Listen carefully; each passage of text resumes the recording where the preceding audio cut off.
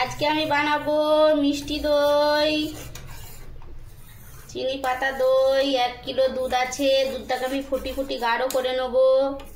দুধটা আমি ফুটতে দিয়ে দিয়েছি, ফুটে গেছে, আর একটু গাঢ় হবে।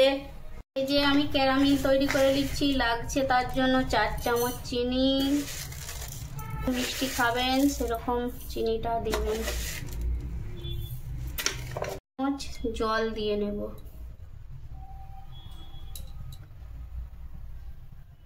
বেশি জল দিবেন না, বাস। যতক্ষণ না লাল হয় ততক্ষণ হাত দিবেন না, অটোমেটিক লাল হয়ে যাবে। এই যে বন্ধুরা, আমার ক্যারামেল তৈরি হয়ে গেছে। আপনারা যদি ভাবেন যে আমি একটু কালার বেশি করে করব, তাহলে ক্যারামেলটা একটু বেশি করে লাল করে নেবেন। যদি হালকা কালার খান তাহলে এটাই ঠিক আছে। আমি একটু লাল লাল করে নেব।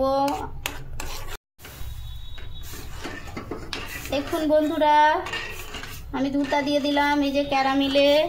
এই যে আমার দুধটা কিরকম লাল লাল হয়ে গেছে, দেখুন পুরো দোকানের মতো কালার হয়ে গেছে না?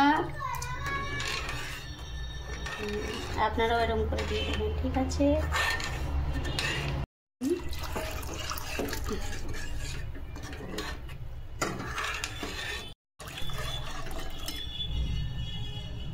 দুধ মিশিয়ে নিচ্ছি অল্প করে।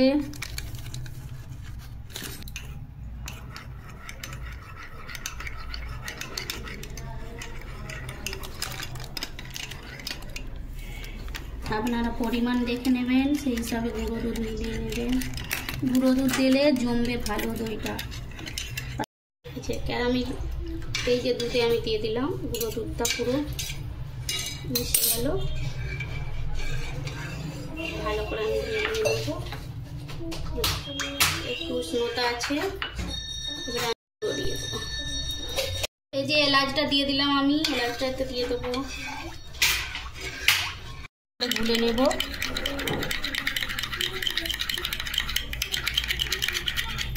দুধটায় আমি আঙুল চুবিয়ে দেখে নিচ্ছি, দুধটা একটু কুনকুনা গরম আছে। এবার আমি দইটা দিয়ে দেবো, এটাই পুরো দইটা দিয়ে দেবো। ভালো করে মিশিয়ে নেবো দইটা দেওয়ার পরে।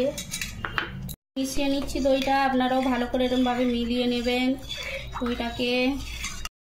ঢেলে দেবো দুধটাকে।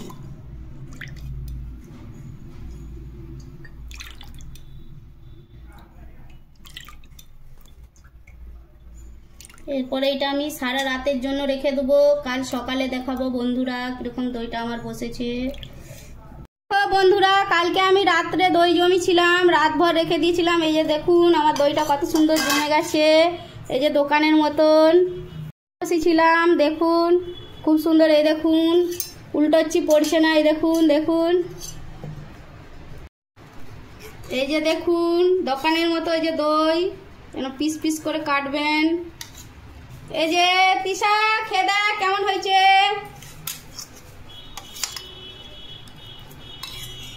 Yummy.